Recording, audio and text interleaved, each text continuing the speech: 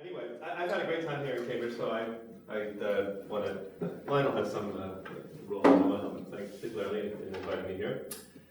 And I am going to talk about net neutrality, which is a topic I actually tried to avoid for about 5 years of my life, but I've got back to it. You know, sometimes you go see a band and they have this one thing that people know them for and they never want to play it. Well, I sometimes feel like that with net neutrality. I got kind of burnt out talking about it all the time. But lately it's come back in.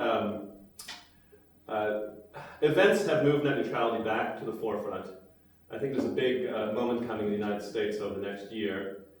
And so I've sort of come out of quasi-retirement and I've started talking about net neutrality again. And today I want to talk about a very particular aspect of net neutrality, which is the relationship of net neutrality and net neutrality rules to broader policies of promoting cultural creative expression, promoting the culture industries, and promoting free speech. I realize that some of these may not be your fields, and so I'll try and, if I talk in too much jargon or anything, let me know and I'll try and explain it. But the basic thesis of my talk is that we should consider net neutrality rules as part of a broader framework of subsidizing or encouraging creative expression, similar to the policy of the copyright laws, some of the telecommunication laws, and other parts of, I'm going to talk about American policy in this area. So that's my thesis, and let me tell you that some people disagree with me. I'm going to explain their views, and hopefully why they're wrong, and explain how this all comes together. So let me first start with a proposition, which I don't think is too controversial. It's about American policy, which is that America has a strong, in fact very strong policy of trying to encourage creative expression, encourage speech, encourage a diversity of cultural output. And like many American systems, there's no one law that is entirely in charge of this. So it actually, this broader policy which I'm talking about is spread out among various legal regimes. We can start first of all with the copyright law, which is, any copyright lawyer knows, hands out rewards for creative expression. If you come up with something, a tune or a painting, copyright, the god of copyright hands you a monopoly limited in time, or market power limited in time. So that's one way, and that has led to, particularly in the United States, a very strong entertainment industry. Another thing that American policy does to try to encourage speech is centered around the First Amendment. And as you probably know, the First Amendment prohibits government from interfering in speech. And so therefore can be understood to prevent excessive censorship and therefore try to also stimulate more speaking, more creativity without fear of government retaliation. The telecommunication laws and the FCC, Federal Communications Commission in the United States, have as their explicit policy the creation of greater diversity in American content. And they achieve that in a whole bunch of ways, some of more and less effectiveness, whether it's subsidizing public access cable channels, traditionally through something called the Fairness Doctrine, which required broadcasters to give both sides of every argument, by just small things like pushing cable companies and broadcasters to carry Spanish language channels and all kinds of stuff. So there's all this mostly regulatory efforts through the FCC to try and encourage speech. And finally, two more areas I'll describe where the American government tries to encourage creative expression. One is bigger in Europe, but also exists in the United States, which is simply giving people money to do things. We have a National Endowment of the Arts. There's also a Public Broadcasting Corporation service, which is a corporation, and a service, which is a little like the BBC, but not as rich. And local grants and so forth. So that's another way to just pay people to make stuff. And then finally, it's a big aspect of American trade policy to try to work for or stimulate the industries that export content. At the USTR, there's very aggressive policies of trying to essentially make markets friendly for American content, or essentially all content. So that's another way. And if you put all these 6 regimes together, you could probably add more to them. You have overall extremely strong policy, industrial policy of trying to encourage and favor creative expression and speech. And I also think this is relatively successful when you think about the United States and its size of its media industries and size of its entertainment industries, which are some of the beneficiaries of this policy. They are large. In the computer industry, software to some degree is a beneficiary of some of these. So that's that regime. And my argument is that net neutrality rules, which I'll explain exactly what I mean by that in a second, is that net neutrality rules are an alternative mechanism of subsidizing creativity. They're an alternative mechanism of encouraging people to speak and creating an environment where there is more speech. And if they do that, I'll give you the summary. By setting pricing rules that, by setting a certain kind of pricing rule, called a zero price rule, that makes it easier for the market entry of content creators. I'll get back to what that means later, and I have to rely on my diagram to demonstrate it.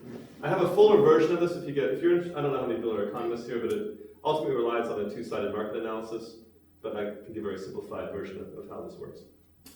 So to understand why I think net neutrality does this, I have to describe what net neutrality does, or what I think is important in net neutrality rules. So here is my, can people see this diagram? There was no lights or anything. Well, if you can't, you can kind of imagine I tried to get a whiteboard, but then we couldn't turn the whole classroom around. That would work. So anyway, they're basically, the way the internet works, and has worked since about the 1970s, is it's designed as a network of networks, and by its origins and in its structure, you contract with an internet service provider, usually a phone company or cable, to get connected to the internet and pay them some money. And once you have paid this money to be connected to the internet, any member of the internet can communicate more or less on equal terms, on best effort terms, to be technical, with any other member of the network. Okay, so you pay to get onto the network. One of the interesting side effects of that system, that setup, and technically the end-to-end design, is that you don't, so the baseline rule is that anyone can connect to anyone. Once you are part of this cloud, and have an IP address, you basically are roughly equal, at least in the eyes of the protocol. And that's number one. And number two, in the way that the network evolved, and this is what I regard as crucial, there was never built, or by norms or by evolution, it never evolved that the internet service provider who provides service to these people charge money for the content providers to reach them. So this system of what you might call, so you can see, let me put it this way. Once this carrier, this could be a phone company or whoever, once they have all these customers, they have effectively what in telecom terms is called a termination monopoly over them. In other words, you can't reach them without going through this company. And so the natural incentives, as things have evolved differently, and in fact, in other networks, this is how things have evolved, would be for there to be a payment between these two entities. Either the carrier would charge to reach its customers, or, and using sort of the gatekeeper power it has to extract the toll, or you would expect content, if it was particularly valuable content, to demand payment from the carrier. It's a little ambiguous as to which direction this arrow would go for very valuable content. So you would have, if things might have been different, you would have expected to be transfer payments between these two entities. The way the internet was designed, it did not, from its origins, have this. In fact, instead, the price for everything was set at 0, almost by accident. And I regard that fact as the key to net neutrality, the key to the importance of net neutrality for reasons I'll explain. So, net neutrality is well known, I guess better known, as a rule that just says, well, number one, this character here, the ISP, can't block, if there's multiple content providers, it can't just block this one because it doesn't like them or something like that. And I think that's very important. That's sort of the centerpiece, the no blocking rule. But I think the deeper economic importance, and the importance for what I'm going to talk about with speech, is the effective de facto ban of a certain class of cross payments. And let me now explain. There's two reasons why I think this ends up having important effects for the subsidization of creative content. Subsidization of a certain type in particular of creative content. What this means, and I'll explain this without the economics or the mathematics, but just intuitively, what this has meant is that speakers, websites, content providers can join the internet, reach customers at a price that is less than would be expected if this carrier were in a position to charge a toll price. So this price being set at 0, stated another way, disadvantages rich content providers, but advantages poor content providers. And since there are more poor content providers, or normal people like blogs, Wikipedia, and so forth, than there are rich ones, the result is a greater total sum amount of speech. Everyone's still with me? I realize there's a couple of moves in there that seem complicated, but maybe I'll say it one more time. This price being set at 0, I think, let's take a historical example. If you imagine around the turn of the century, websites like Wikipedia trying to get started, low-cost speakers who don't have high profit margins, non-profit, but have a lot of speakers, blogs, Wikipedia, sites like that. If you can imagine an environment where to get started, they need to start with a payment to the carrier in a negotiation that would have on the margin have been less total speech experienced.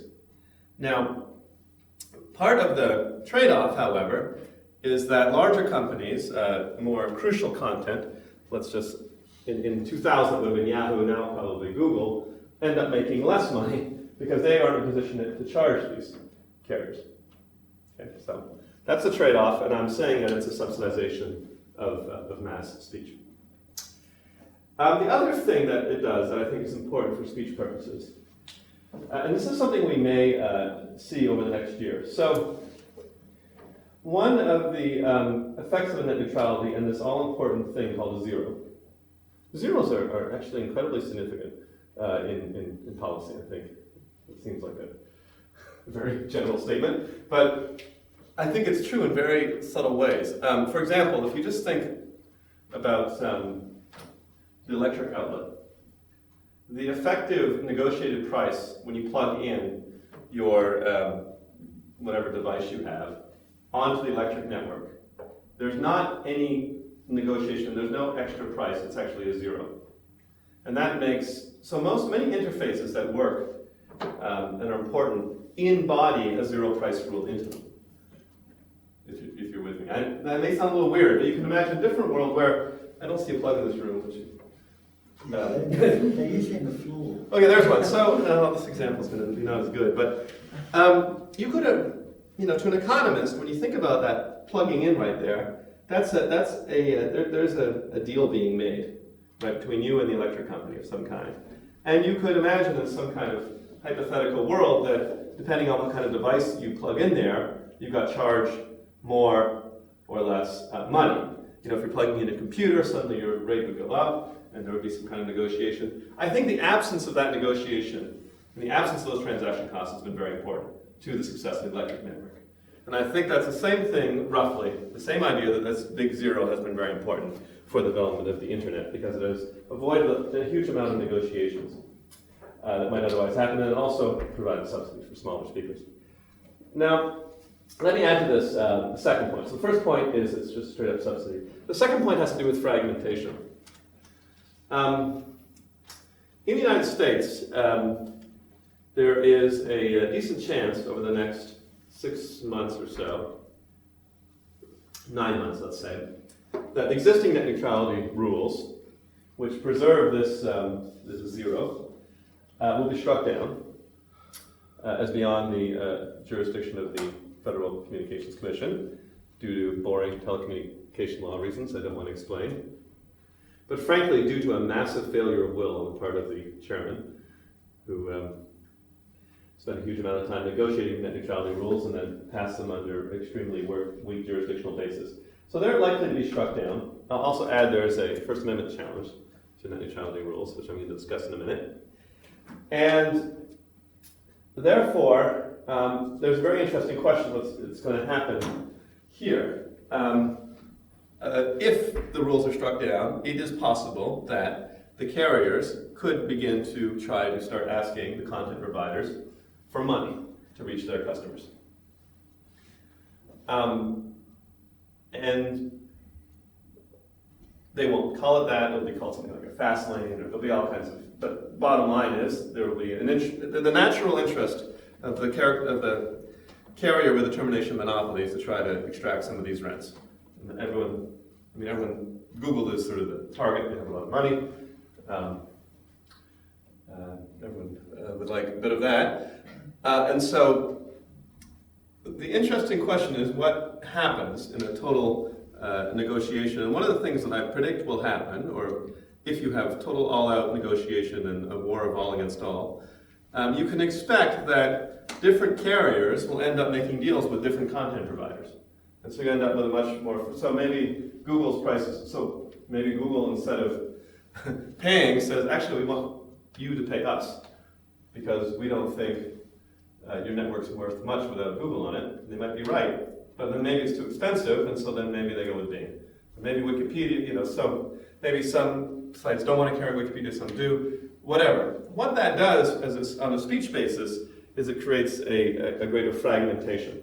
It makes it that, it eliminates a situation where a single content provider can get on the network relatively cheap and reach essentially the entire country, which is the promise of the connection of all to all. So I think that's the second way in which it's important to speech. Let me conclude by taking on the opposing view. So the opposing view to what I just stated suggests that net neutrality is contrary to the American interest in speech, and more particularly, this is a position taken by Lawrence Tribe of the Harvard Law School, under payment for Time Warner. Has argued in a memorandum for Time Warner that net neutrality rules violate the First Amendment. And their argument is, well, these companies who own the pipes and are moving information on them are speakers for the First Amendment. And so therefore, if you're telling a speaker that these guys right here, that they can't, for example, make Bing go faster and Google go slower or promote Yahoo sites or something like that, that's a form of odious censorship. That's a burden on the speech of the speaker. Now, my own view of that is I think that's wrong. I think, first of all, overall, this scheme, as I've suggested, I think promotes speech and is part of the American speech promotion system. And second of all, I don't want to maybe spend the whole time on the details, but I don't tend to think that a conduit someone who merely carries speech is what we mean by a speaker. It's undecided right now. The fact is, it's never fully, clearly been decided in American law whether or not when a telephone company, for example, carries your conversation from place to place, whether it too is or is not a speaker. Actually never been decided. I don't think that can possibly be right, but the phone companies have lately decided to assert that in fact they are speakers, protected by the First Amendment to the United States. Well, I think I've used up time, and Thought maybe I'll pause for